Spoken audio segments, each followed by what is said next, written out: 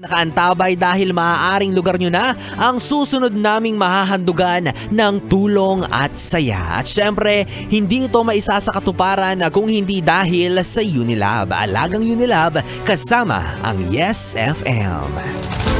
Operation Tulong, Alagang Unilab, kasama ang Yes FM. Hanggat may nakikinig, hindi titikom kanyang bibig. Sa taglay niyang kulit, tsak ika'y mapapaibig. Ang bibi mo at ang bibi ko. I love you. Love you, pare. Bibo! Bibo!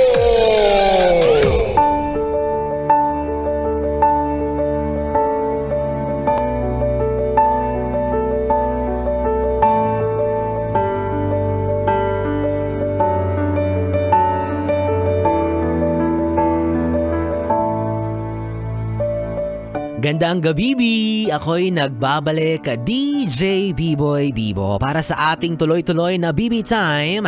At napakinggan nga natin kanina ang liham ni Kyla, no? Bilang paalala na ingatan ang mga mahalagang gamit kapag dadaan ng EDSA. Kasi baka mabiktima rin kayo ng kanyang jowa. Diba? Siya nga mismo biniktima ng jowa niya, kayo pa kaya na hindi ka ano-ano? Oy, pero hindi naman din inamin or confirmed kung totoo bang magnanakaw ang kanyang shota or jowa na si Gerald. Kasi syempre, 'di ba, hindi rin niya maitatanggi masyado. Eto nga kasing si Gerald, kapag umuwi si Kyla, hindi niya naaabutan sa bahay, 'di ba? Wala dun sa bahay nila madalas. Gabing-gabi na sa nagpupunta. Ang nasa isip ni Kyla, maaaring nasa barkada. Yun pala, posible rin, no, na di umano ay nagnanakaw sa EDSA. Ay, ikaw Kuya Gerald, ha? Kaya pala late ka nang umuwi, night shift ka pala. Hindi mo sinabi, may sarili ka palang diskarte sa buhay mo, ha? Kala mo kikiligin si Kyla kapag nalaman niyang, ay, may trabaho naman pala yung partner ko, hindi naman siya pala palamunin. Kaso, kapag nalaman ni Kyle at na-confirm niya na yan ang ginagawa mong trabaho, no, ang pagnanakaw, ang panghablot ng mga mahahalagang bagay na hindi naman sa'yo, paktay ka dyan. Diba? Di rin natin sure kasi malay nga natin, 'di ba? Nakita lang nitong si Gerald si ate mong Kyla na sumakay ng jeepney at pinagtripan na lang basta-basta itong jowa niya na hablutin yung pitaka, 'di ba? Pero bakit mo naman gagawin 'yun kung isa kang normal na tao? Kasi maaari, 'di ba, yung mga tao sa paligid niyo hindi alam na magjowa pala kayo or magkakilala pala kayo. What if, 'di ba, nabugbog ka? O what if kinuyog ka kasi sumigaw ng magnanakaw? Itong si ate mong Kyla. Pasalamat ka hindi niya yun ginawa kasi sinasabi ko sa'yo, uuwi ka talagang maga ang mukha. Pero ikaw ba, yes friend? Ano ang gagawin mo kung yung jowa mo ay malalaman mong isa palang talamak na magnanakaw? Iiwan mo ba siya? Ito-tolerate mo ba? Or pipilitin mong magbago siya? Pero mga yes friend, paalala, may kasabihan nga, 'di ba, na hindi na baling manampal ka ng kung sino-sino. Huwag ka lang magnanakaw.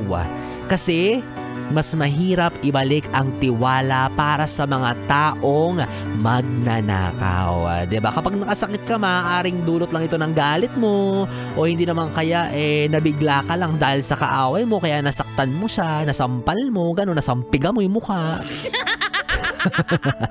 Pero kasi yung pagnanakaw, 'di ba, maaari mo yang gawin sa kahit sino, lalo na kapag nakasanayan mo na at lalo na kapag may nakukuha kang pera, 'di ba? Yan talaga yung makakasilaw at makakasilaw sa iyo. Imposibleng gagawin mo lang 'yan ng isang beses. Malamang sa malamang kapag napakinabangan mo yung perang 'yan, perang hindi mo naman pinaghirapan, magigiliw ka ng gawin niya ng paulit-ulit, which is maling-mali. 'Di ba? Pero aminin nyo, no, mga yes friend, nauuto pa rin talaga tayo ng iilang buwayang politiko.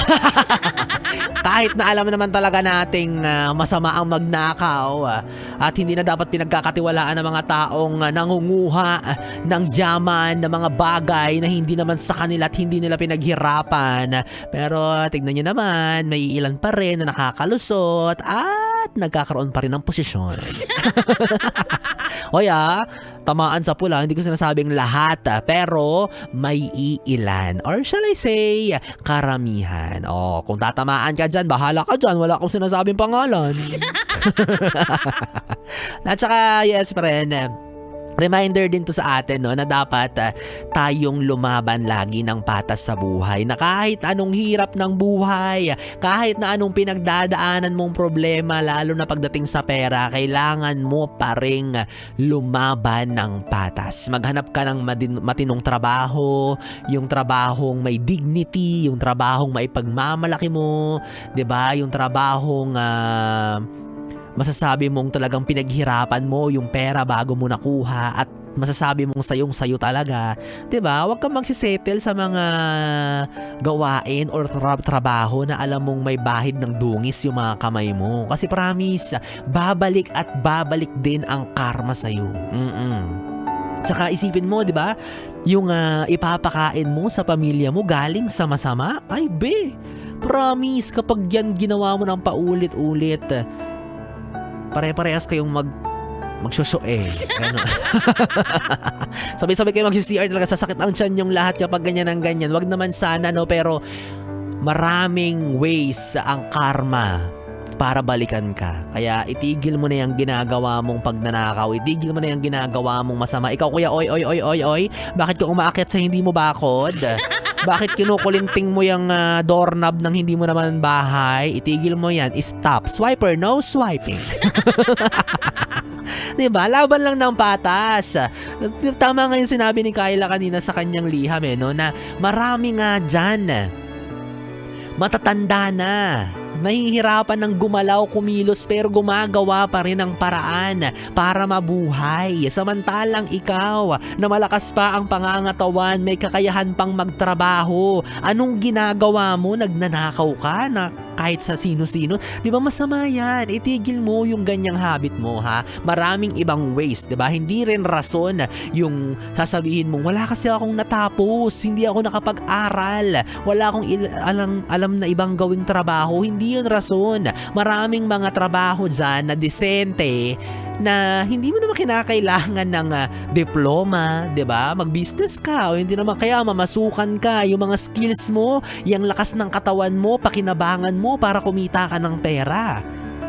'Di ba? Laban ng patas, lumaban ka ng naaayon sa pagiging makatao. Kaya kung ako sa'yo, yes friend, kung magnanakaw ang jowa mo, ay mati ka, solid na sagot. Iwanan mo na yan. Sa akin ka na lang. Well, magnanakaw din naman ako pero nang halik. Ganon. Magugulat ka na lang, nanakawan na kita ng halik. At may papangako ko sa'yo na puso mo lang ang nanakawin ko. Rar! Ganon! Diba? Malinis! Walang kaso! O sige nga, sabihin nyo, anong kaso ang nagnanakaw ng puso? Hindi yung literal ha, talaga may kaso yun. Ay, so anyways, nanakawin ko na rin itong sandaling ito para maihayag ang mabuting balita sa'yo, yes friend. Dahil narito na at hawak ko na ang resulta kung sinong yes friend natin ang mapalad na nanalo para sa ating Yes FM, it's your birthday. Yes FM, it's your birthday. Kaya naman wag na natin patagalin pa dahil alam kong inaantok ka nakakahintay ng resulta. Eto na. Sino kaya siya? Pinatagal pa lalo no? O mag-drum roll pa tayo. Congratulations and happy birthday to you, Chris Bernasebo Dila. Oy, mukhang nagdilang ang health si Kuya Chris dahil siya ang nanalo ng 500 piso para sa ating Yes FM. It's your birthday. Ikaw ang maswerteng nanalo ng 500 petot sa programa ni Biboy Bibo. Ayan ha, meron ka ng advance panghanda. Oo, ang hinahanap ko kanina ay ang mga pinanganak na ang within 1980 to 1990. O baka naman kung hindi pa tapos yung birthday mo at paparating pa lang, favorite ko po ang fried chicken at Shanghai na may katabing menudo sa iisang plato. Ganon din, yung 500 piso napunta rin sa akin, diba? Ako rin na nakinabang, no? At para naman sa mga yes friend natin na hindi nanalo, wag kayong mag-alala at mawalan ng pag-asa dahil tuloy-tuloy pa rin tayo sa pamimigay natin ng papremyo. Pero bago ang lahat, batiin muna natin yung mga iilan nating yes friend na ipinanganak within 1980 to 1990 na nag-send kay Biboy Bibo. Sayang lang, no? Medyo na-delay kayo ng pag-send dahil paunahan po ito. Ayan, batiin natin si Ryan Estrada, Carlo Basila, Leovi Palen, Arnel Colocado, Lanao MG, Richard Dollar Gumba, Gabriel Vergara, Ja Love Amber, Nes Mercado, Romel Sarmiento Bago, Ina Atasha Vergara, Yes Lahizon, Ape Anadon, Sebang, Serad Makadato Mahmud, Kahilig JR, Bogski Peregrino at kay Aris De Dios. Ayan. At sabi ni Kuya Aris, isa raw siyang Grab driver. Sabi niya pa, shout out po sa misis ko si Odessa De Dios. At sabi niya, Grab driver po ako. Nasakay ko na dati si Rico Panyero at si Martian. Ay, hindi ako naniniwala hanggat wala kang pruwebang nilibre ka nila ng gas. Full tank. Oo, galati yan si Rico Panyero. Ano ka ba, hindi mo sinabi? Hindi mo pinaalala na nililibre siya ng gas? Minsan nga nagpapa-drive-thru pa yan. Wala na mga yes friend. Happy birthday sa inyo at sa lahat ng mga magdiriwang ng kanilang kaarawan para sa paparating na susunod na buwan ng Oktobre. Wala na mga yes friend. Nakapiling nyo ang bibi nyo sa radyo. DJ Biboy Bibo, ang DJ na single, ready to mingle. Basta walang label. Magkasama at magkarinigan tayo muli bukas, araw ng Sabado, 2 p.m.